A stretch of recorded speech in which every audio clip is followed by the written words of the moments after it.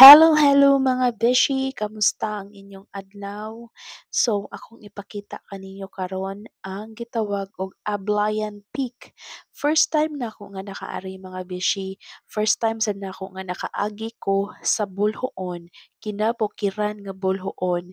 From Bulhoon to Hinatilan, grabe gyud na siya ka bukid. Mao ni siya ang top view, kani siya akong gipakita kaninyo. Mao ni siya ang top view nga ako siyang gisaka ang bungtod.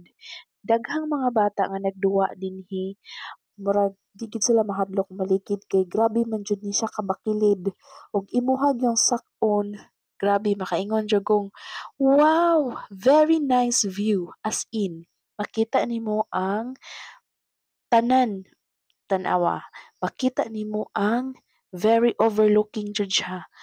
Ang tanan nga view bisan unsa matingala ko ba kaning lugar na pa kay balay nagpuyuan ang unahan no, makita man gud nimo nga daghan siyang mga atop. Unya mao ni siya, ako jung giari kay ngano kani siya daghan jud kaayo ni nga mga bata, daghan sa magtambay.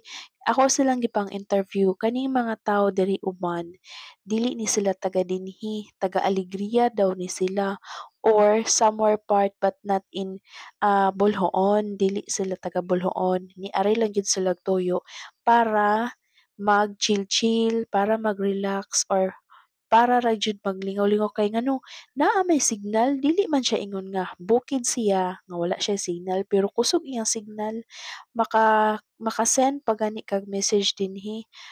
Pero ang kuan lang gyud niya kay bugnaw kay ang hangin.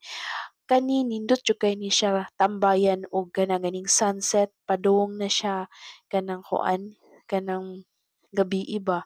Nindot jud siya. Magsugod ang sunset, magtan-aw ka dinhi. Very nice jud kaayo, maka-relax jud ka. Tanan nimo mga problema mawala jud. Grabe.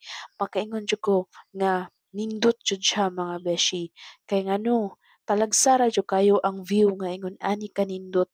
Dili siya ingon nga common, makakita man ta og inani same nga view pero dili jud siya ingon ani kanindot mga beshi. Kay ngano, tan-awa gud na surrounded by mga mountains.